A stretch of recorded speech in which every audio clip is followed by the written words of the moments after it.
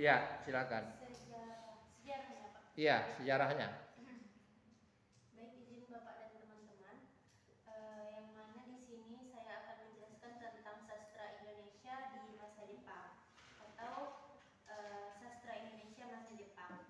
Menilik jangka waktunya, sebenarnya sastra Indonesia di masa Jepang kurang penting untuk dibicarakan tersendiri.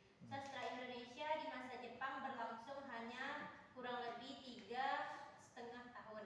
Waktu yang amat singkat bagi pertumbuhan suatu kebudayaan atau kesusastraan. Akan tetapi, dilihat dari peranan sastra masa itu bagi perkembangan selanjutnya, maka sastra Indonesia di masa Jepang perlu diberi tempat tersendiri dalam sejarah sastra Indonesia. H.B. Yasin menganggap bahwa zaman Jepang adalah masa pemasakan jiwa revolusi yang kemudian meletus pada tanggal 17 Agustus pada tahun 1945. Dilihat dari pertumbuhan kebudayaan Indonesia, zaman Jepang adalah penempatan pengalaman hidup dengan berbagai penderitaan sehingga memungkinkan timbulnya keberagaman dan kedewasaan sastra. Banyak pengarang angkatan 45 yang mulai berakar pada sastra Indonesia di masa Jepang, antara lain Khairil Anwar, Idrus, Rosihan Anwar, Usmar Ismail, dan lain-lain. Walaupun demikian, sastra Indonesia di masa Jepang tidak perlu dipandang sebagai suatu angkatan tersendiri, karena pada hakikatnya pada masa itu tidak ada suatu konsepsi atau ide yang jelas yang hendak diperjuangkan oleh para pengarang, yang tentunya dapat dilihat atau yang tercermin dalam karya sastra mereka. Memang ada perbedaan gaya bahasa, sikap, dan pandangan hidup dibandingkan dengan sastra sebelum perang, tetapi semua itu tidak bersumber pada adanya kesamaan konsepsi para pengarang pada masa itu. Macam-macam sikap para pengarang bangsa kita menerima kedatangan Jepang. Sikap itu dapat kita lihat dari sastra yang mereka hasilkan. Walaupun sebenarnya belum tentu apa yang terjelma dalam karya sastra tersebut benar-benar tercermin seluruh pribadinya, ada beberapa pengarang yang menyebutkan kedatangan Jepang di Indonesia dengan gembira dan penuh harapan. Walaupun kemudian mereka menyadari apa maksud Jepang yang sebenarnya. Sikap ini antara lain tampak pada puisi Usmar Ismail.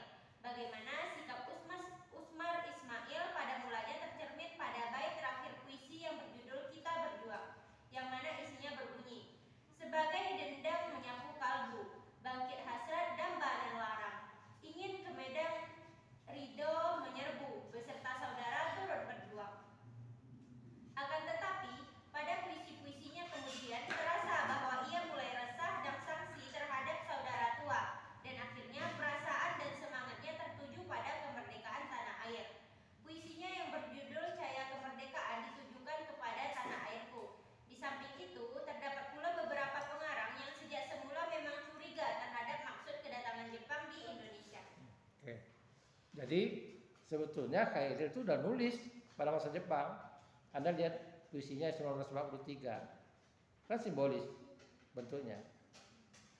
Ya, Anda baca itu 1943 Khairil. Dari judulnya aja dia udah mulai nulis itu pada masa Jepang masuk itu. Rajin berada di regu pertama, menusuk Rabu terasa di dada, tergelam dalam nana, malam kelam membelan jam 1, jalan kaki lurus putus. Itu gayanya Khairil dalam puisi. Tapi populernya sekali lagi saya katakan, Jepang itu kan kalau menurut sejarahnya, dia masuk itu kan dia mengatakan ini saudara tuanya membantu. Seolah dia membantu kita untuk mengusir penjajah. Jadi pada mulanya sastrawan, termasuk sastrawan, itu menyambut baik kedatangan Jepang. Pada mulanya begitu. Sebetulnya kondisi yang seperti itu terjadi sekarang. Kita kan sebagai pemerintah mengatakan menyambut baik investor dari Cina. Tapi tahu ada komitmen Cina. Cina itu dia komitmen dia mau menginvestasi, tapi tenaganya dari dia. Sementara kan pengangguran di Cina itu tinggi. Itulah yang terjadi di Pulau Wali di Sulawesi. Dan akan terjadi nanti di Batam. Jadi mereka investasi, tapi mereka mengambil tenaga kerja dari mereka sendiri untuk mengurangi tenaganya. Nah, seolah-olah dia itu sama dengan Jepang, seolah membantu kita, tapi sebetulnya dia menjerat kita. Contohnya, ini saya beri kedewasaan kita, contohnya kata Jepang. Kemarin aja Pak Jokowi mengatakan mau disubsidi. Ya kereta cepat Bandung itu katanya mau disubsidi. Sekarang dicabut subsidinya karena biayanya itu tinggi. Kalau saya nggak salah itu 119 triliun. Bahkan Cina terakhir itu ketika Luhut ke sana, dia minta jaminan APBN. Jaminan utang itu ada APBN kita. Dia minta begitu. Jadi itu gaya yang kemungkinan itu akan sama nanti kelak gitu. Kalau misalnya kita dijajah oleh Cina nanti, Anda harus tahu sejarahnya di situ. Kenapa orang berkeluar? Karena orang nggak mau sejarah penjajahan itu terulang lagi. Dan pemberontakan sastrawan itu salah satu di antaranya perlawanan dia mau tetap berkarya, tapi dengan tadi yang dikatakan tadi, ada yang mengatakan bahwa pada masa Jepang itulah semangat kebangsaan itu dibangun sebetulnya. Ya, cikal bakal semangat kebangsaan itu dibangun semakin kuat, semakin erat gitu. Walaupun dalam bentuk hal yang simbolis. Bentuk karya sastranya simbolis.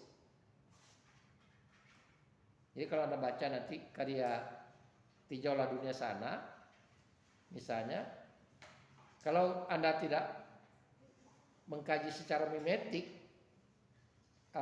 simbolis itu akan tercapai. Dalam teori mimetik, artinya Anda membaca sejarah Jepang, Anda tidak paham gitu. Kenapa kok akuarium itu?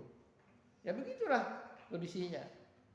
Sebetulnya kondisi itu tuh kalau Anda lihat aplikasikan kondisi sekarang sama. Ya, ada yang masa bodoh, ada yang besar makan yang kecil. Sama sebetulnya. Karena itu orang katakan, tapi bedanya satu aja.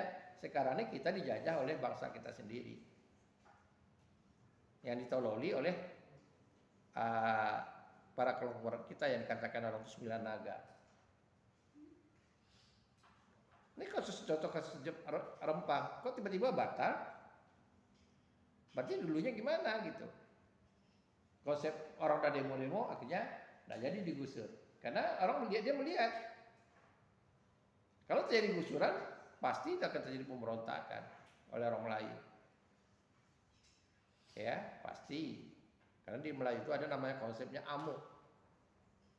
Jadi Melayu itu pada tingkat awalnya kesabaran itu namanya orang meraju. Orang Melayu itu terkenal meraju oleh orang. Malah itu tingkat kesabaran pada rendah. Tapi kalau sudah amuk, dia udah ngamuk. Nah itu seperti yang dikatakan Khairil. Aku kalau sampai waktu hukum mau tak sorakan merayu tidak juga kau. Itu yang dikatakan. Dan itu pernah terjadi di Kalimantan. Jadi kalau Anda lihat sejarah Kalimantan itu pernah Melayu ngamuk dengan Madura, kemudian Dayak ngamuk dengan Madura. Yang paling dasarnya ketika Dayak dengan Madura itu ribuan orang meninggal. Nah itu karena orang takuti begitu. Karena puncaknya itu kalau ditelusuri ke atas, Dayak dengan Melayu itu satu keturunan dia. Satu keturunan. Nah itu harus dipahami tentang, karena itu ketika kasus Rempang itu tiba-tiba orang timbul. Orang kan taunya masyarakatnya Rempang hanya segitu aja bisa digusur. Tapi kan di mana-mana orang berontak. Ya, di mana-mana Melayu itu berontak. Di Minang aja ada suku Melayu. Gitu. Ada suku Melayu di sana. Jadi itu yang saya katakan tadi. Kenapa Habib Yasin kuat dia memproklamirkan namanya Angkatan 45, Angkatan Masa Jepang.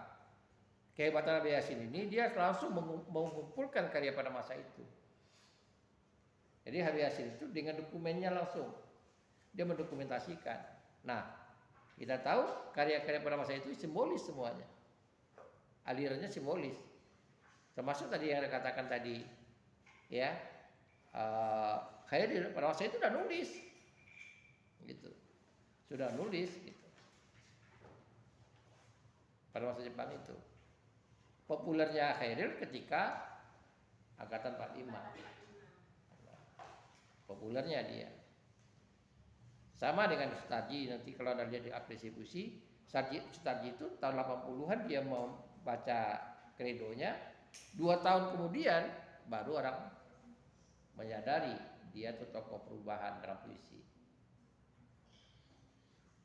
Baik, jadi itu ya, Anda cari lagi, nanti baca karya-karyanya, ya. Kalau kita baca di sini nggak akan habis tuh, nggak akan bisa, waktunya habis. Baca karya Angkatan masa Jepang itu, dibaca, ya. Kenapa simbolis itu tadi saya katakan, namanya simbolis itu, dan di sana pula lah, ya, orang baru sadar cerita-cerita dongeng pada yang ada dalam masyarakat kita itu sebetulnya karya fiksi. Dulunya orang kan cerita dongeng, kan kancil berbicara, gitu. Nah, sebetulnya situ orang baru sadar, pas muncul tuh rupanya nih cerita itu udah dimasuk, karena itu dikatakan dulu cerita-cerita fabel itu aliran yang contohnya binatang-binatang itu kategorinya karya sastra. Kenapa? Karena mungkin saja pada masa itu orang tidak melihat tokohnya yang orang dijadikan tokoh, tapi orang melihat dari perilakunya. Perilaku binatang dengan perilakunya manusia itu 11-12. Di binatang itu ada yang cerdik. Anda pernah lihat kancil nggak? Pernah lihat kancil? Nah, dia itu coba dikurung, dia bisa pura-pura mati. Iya, pura-pura mati, dia lalat tuh namanya. Jadi memang bukan ceritanya, ya memang kenyataannya dia pura-pura mati. Gitu. Tapi kalau udah dilepas dia lari. Laju dia larinya. Nah, itu tadi yang saya katakan kepada Anda, sebetulnya orang melihat kenapa orang simbolnya kayak hewan? Iya. Tadi itu sikap perilakunya manusia dengan hewan itu ya sama. 11-12 kalau dilihat gitu. Cuma kita ini kan yang membedakan itu adalah ada beberapa aspek, itu aspek bahasa misalnya. Bahasa hewan itu bukan dipelajari. Tapi kalau diajari dia hewan itu sama. Anda lihat di YouTube tuh. Orang Thailand juga mengajarkan monyet, perilakunya sama. Bisa seperti itu. Gitu. Yang bedanya itu tadi misalnya bahasa hewan dengan bahasa Indonesia, bahasa hewan itu tidak dipelajari, tapi dia berdasarkan naluri. Tapi bahasa manusia itu dipelajari. Gitu. Jadi itu ya, masa Jepang itu, angkatan masa Jepang yang dikatakan oleh ABS itu karena dia melihat ada cikal bakal semangat kebangsanya tadi. Tapi kalau saya melihat aliran yang subur pada masa Jepang itu aliran simbolis. Seperti yang kita katakan bahwa angkatan itu idealnya sebetulnya adalah bagaimana keragaman karya sastra itu ketika pada masa itu. Karena itu nanti ke depan saya katakan tahun 80-an ada orang katakan sudah seharusnya ada angkatan 80-an. Padahal dalam teori sampai ke angkatan 66. Ya, sampai ke angkatan 66. Gitu. Baik, sekarang masa Jepang, cari masa Jepang. Yang masa Jepang, coba cari angkatan masa Jepang. Ada? Angkatan 45. Ngawur saya, angkatan 45. Angkatan 45, coba cari angkatan 45. Jadi kalau dalam sejarah, angkatan 45 itu fiksi itu hanya Aki yang populer itu. Karangan Idrus.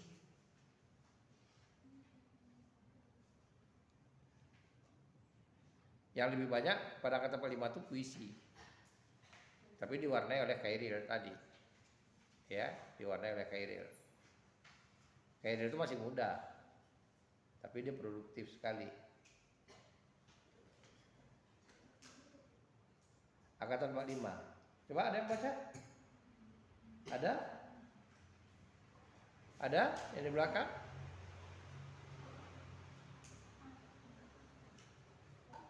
Ya, silakan. Ya. Angkatan 45 disebut juga angkatan Haidar Anwar karena Haidar Anwar yang